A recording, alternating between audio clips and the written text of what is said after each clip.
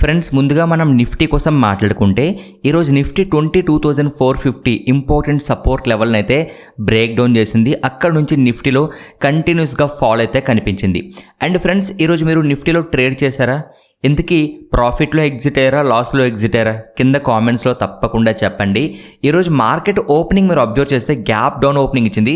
అక్కడ నుంచి స్లోగా అప్ సైడ్ అయితే వెళ్ళిందండి. సో చాలామంది ఏమనుకుంటారంటే గ్యాప్ డౌన్ ఓపెనింగ్ ఇచ్చింది కదా, అప్ సైడ్ ర్యాలీ కంటిన్యూ చేస్తుందేమో అని చెప్పి చాలామంది కాల్ అప్స్ని బై చేయడం ఇలాంటి తప్పులు కూడా చేశారు. సో చాలా వరకు లాసెస్ కూడా చూశారండి. దయచేసి అలా ఎప్పుడు చేయొద్దు. Market trend present down trend ఉంది. సో ఇలాంటి టైంలో మార్కెట్ అప్ సైడ్ వెళ్ళినా సరే మీరు దేనికోసం వెయిట్ చేయాలి?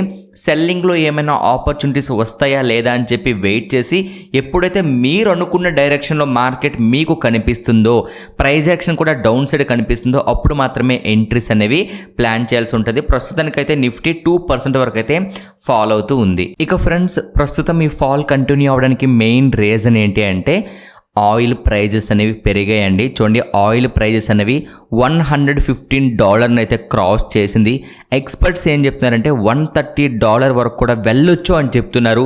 సో ఇదే జరిగితే మార్కెట్లో ఇంకా ఈ ఫాల్ అనేది కంటిన్యూ అవుతూనే ఉంటుంది.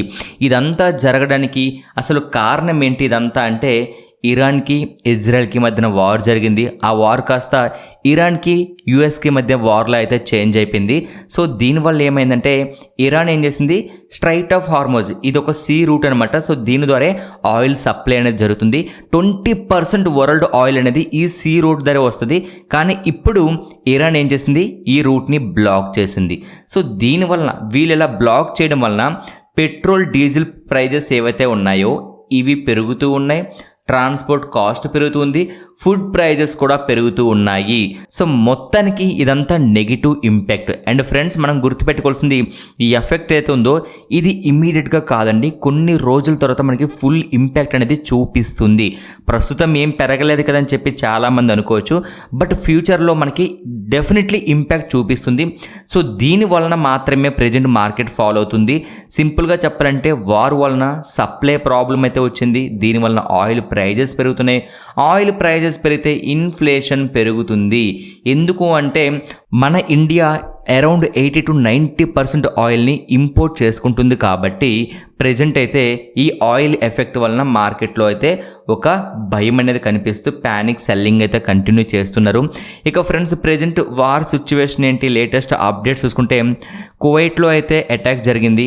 ఇండియన్ వర్కర్ అయితే డెత్ అయ్యారు. అండ్ యామిన్ హౌతీస్ వాళ్ళు ఇజ్రాయెల్ మీద డ్రోన్స్ అటాక్ అయితే చేయడం జరిగింది. ప్రస్తుతం సిచ్యువేషన్ ఎలా ఉందంటే ఇజ్రాయెల్ ఏం చేస్తుందండి, ఇరాన్ మీద అటాక్ చేస్తుంది. ఇరాన్ ఏం చేస్తుంది, గల్ఫ్ కంట్రీస్ మీద అయితే అటాక్ చేస్తూ ఉంది. సో దీంతో పాటు యామిన్ గ్రూప్ కూడా ఇందులో ఇన్వాల్వ్ అవ్వడం అయితే జరిగింది. సో ఇప్పుడు ఇది ఎలా మారిందంటే మల్టిపుల్ కంట్రీస్ ఇన్వాల్వ్ వలన రిస్క్ అనేది బాగా పెరగడం అయితే జరిగింది. సో దీనివల్ల మళ్ళీ ఏమవుతుంది, ఆయిల్ ప్రైజెస్ పెరిగితే స్టాక్ మార్కెట్ ఫాలో అవుతుంది. గ్లోబల్ ఎకానమీ స్లో ఛాన్సెస్ అనేవి చాలా ఎక్కువ అయితే ఉన్నాయి. సో ఎప్పుడు వార్ అవుతుందో, ఎప్పుడు ఈ మార్కెట్లో ఫాలో అవుతుందో మనం వెయిట్ చేయాల్సి ఉంటుంది. ఇక నెక్స్ట్ మనం గోల్డ్ అండ్ సిల్వర్ కోసం అయితే మాట్లాడదామండి. చూడండి, యాక్చువల్గా ప్రజెంట్ గోల్డ్ ఎందుకు పెరుగుతుంది అనడానికి రీజన్ ఏంటి? వార్ జరుగుతుంది కాబట్టి ఇన్వెస్టర్స్ సేఫ్ అసెట్స్ ఏవైతే ఉన్నాయో అందులో ఇన్వెస్ట్మెంట్ చేస్తారు. సో దానివల్ల ఏమవుద్ది, గోల్డ్కి డిమాండ్ పెరుగుతుంది. దానివల్ల గోల్డ్ ప్రైజెస్ పెరుగుతాయి. కానీ రియాలిటీలో అలా జరుగుతుందా? గోల్డ్ ప్రైజెస్ పెరుగుతున్నాయా? పెరగట్లేదు. ఎందుకు అంటే డాలర్ ఇక్కడ స్ట్రాంగ్ అవుతుందండి. సో డాలర్ స్ట్రాంగ్ అవ్వడం వలన గోల్డ్కి అది నెగిటివ్ అనమాట. సో అందుకే ఏమైందంటే గోల్డ్ మార్చ్లో చూసుకుంటే 15% డ్రాప్ అయింది. ప్రస్తుతం గోల్డ్ అయితే కన్ఫ్యూజ్డ్ ట్రెండ్లో ఉంది. పెరగాల, ఫాల్ అవ్వాలా? పెరగడానికి రీజన్ ఏంటండి, ప్రెజెంట్ మార్కెట్ ఫాలో అవుతుంది కాబట్టి అందరూ గోల్డ్లో ఇన్వెస్ట్మెంట్ చేయడానికి ఇంట్రెస్ట్గా ఉంటారు కాబట్టి గోల్డ్ పెరుగుతుంది. సెకండ్ రీజన్ ఏంటంటే డాలర్ అనేది స్ట్రాంగ్ అవుతూ ఉంది. సో ఇది గోల్డ్కి నెగిటివ్ కాబట్టి ఫాల్ అవుతుంది. సో మొత్తానికి గోల్డ్ అయితే ఒక సైడ్ వేస్ ట్రెండ్ అయితే కంటిన్యూ చేస్తుంది. ఏం చేయాలో తెలియక పెరగాల, ఫాల్ అవ్వాలనే క్లారిటీ లేకపోవడం వల్ల సైడ్ వేస్లో అయితే ఉంది. బట్ సిల్వర్ మాత్రం స్ట్రాంగ్ డిమాండ్ అనేది కనిపిస్తుందండి. సో సిల్వర్ ప్రజెంట్ గోల్డ్తో కంపేర్ చేసుకుంటే కొంచెం బెటర్ పర్ఫార్మెన్స్ అయితే ఇస్తుంది. అంటే ఎలాంటి కన్ఫ్యూజన్ స్టేజ్లో అయితే సిల్వర్ అయితే లేదు. ఇక ఫ్రెండ్స్, నెక్స్ట్ ఎవరైతే ఫ్లైట్లో జర్నీ చేస్తారో మీకు ఒక ఇంపార్టెంట్ అప్డేట్ అయితే ఉందండి. అదేంటంటే ఏప్రిల్ 20 నుంచి 60% సీట్స్ ఫ్రీగా అయితే అవైలబుల్గా అయితే ఉంటాయి. అసలు ఏం జరిగిందంటే ఇంతకుముందు ఓన్లీ 20% సీట్స్ మాత్రమే ఫ్రీ ఉండేవండి. మిగతా సీట్స్కి 200 రూపీస్ నుంచి 2100 రూపీస్ వరకు అయితే చార్జ్ చేసేవాళ్ళు మనం సెలెక్ట్ చేసుకోవాలంటే. బట్ ఇప్పుడు అది 60% అది వీళ్ళు సీట్స్ని ఫ్రీ చేశారు. సో ఓన్లీ కొన్ని స్పెషల్ సీట్స్కి మాత్రమే ఛార్జెస్ అయితే ఉంటాయి. సో ఇక్కడ ఇంపార్టెంట్ బెనిఫిట్ ఏంటంటే సేమ్ బుకింగ్ పిఎన్ఆర్లో ఉంటే ఫ్యామిలీ అవ్వచ్చు, ఫ్రెండ్స్ని అవ్వచ్చు, పక్క సీట్స్లో కూర్చోబెట్టడానికి ట్రై చేస్తారు అనేది ఒక బెనిఫిట్ అయితే కనిపిస్తుంది. అండ్ దీంతోపాటు మనం గుర్తుపెట్టుకోవాల్సిన ఎక్స్ట్రా రూల్స్ ఏంటంటే ఎయిర్లైన్స్ క్లియర్గా సీట్ అవైలబిలిటీ చూపించాలి అండ్ హిడెన్ ఛార్జెస్ అనేవి ఉండకూడదు.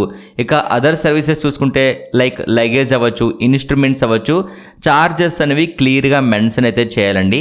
అయితే దీనిపైన ఈ అప్డేట్ పైన ఎయిర్లైన్స్ రియాక్షన్ ఎలా ఉంది అంటే ఈ ఎయిర్లైన్స్ వాళ్ళు అయితే దీన్ని యాక్సెప్ట్ చేయట్లేదు. ఎందుకు అంటే రెవెన్యూ తగ్గుతుందని, ఫ్యూచర్లో టికెట్ ప్రైజెస్ పెంచే అవకాశాలు ఉంటాయని అయితే క్లియర్గా వీళ్ళు చెప్తున్నారు. సో సింపుల్గా చెప్పాలంటే ప్యాసింజర్స్కి అయితే బెనిఫిటే, సీట్ సెలెక్షన్ మోస్ట్లీ ఫ్రీ అనమాట. బట్ ఫ్యూచర్లో టికెట్ ప్రైజెస్ పెరిగే ఛాన్సెస్ కూడా ఉన్నాయి. ఇక ఫ్రెండ్స్ నెక్స్ట్ మనం కేఎన్ఆర్ కన్స్ట్రక్షన్ కోసం అయితే మాట్లాడదామండి. ఇలాంటి మార్కెట్ ఫాల్లో కూడా ఈ కంపెనీ యొక్క షేర్ ప్రైస్ అయితే 12% అయితే పెరిగింది. దీనికి కారణం కంపెనీకి 1734 కోట్ల ప్రాజెక్ట్ అనేది వచ్చిందండి. ఇక ప్రాజెక్ట్ డీటెయిల్స్ చూసుకుంటే ఆర్డర్ ఎక్కడి నుంచి వచ్చిందంటే NHAI నుంచి వచ్చింది. సో గవర్నమెంట్ హైవే ప్రాజెక్ట్ అనమాట. సో బిగ్ ఇన్ఫ్రాస్ట్రక్చర్ వర్క్ ఇది.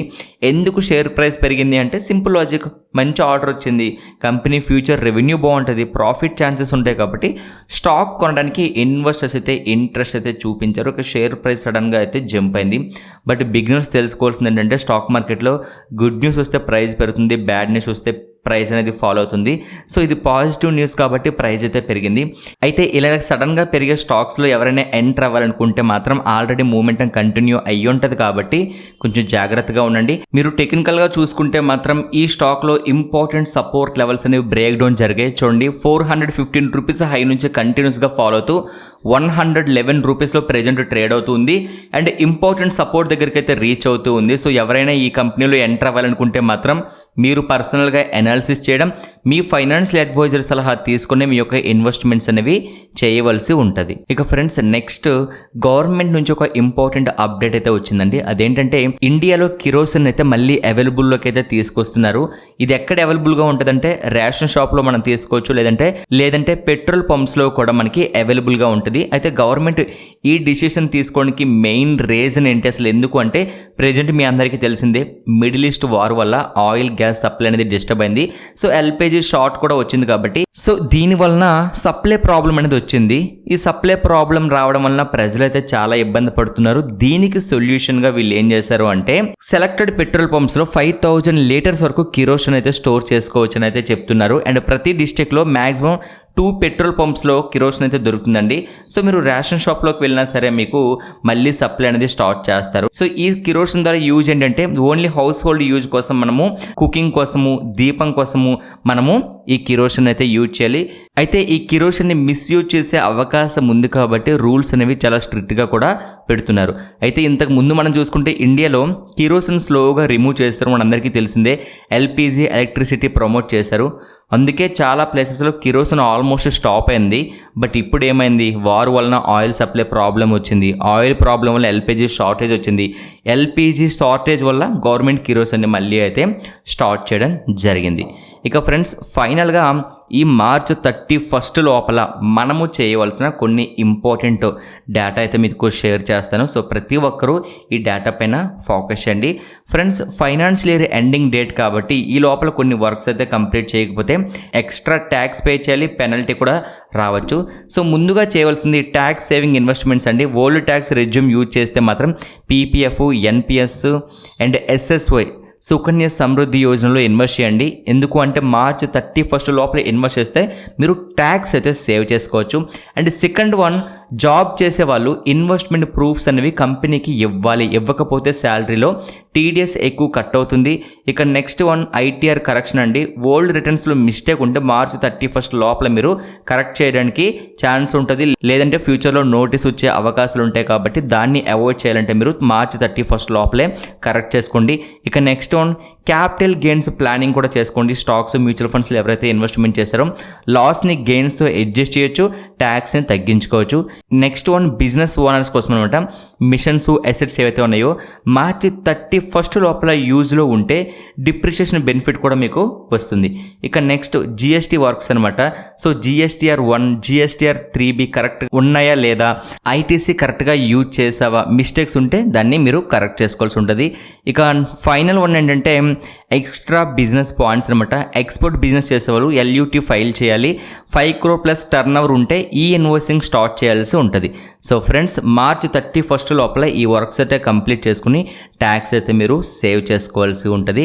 అండ్ ఫ్రెండ్స్, ఈ వీడియో మీకు నచ్చి యూజ్ఫుల్ అయితే ప్రతి ఒక్కరు లైక్ చేసి ఛానల్ అయితే సబ్స్క్రైబ్ చేయండి. Thank you so much.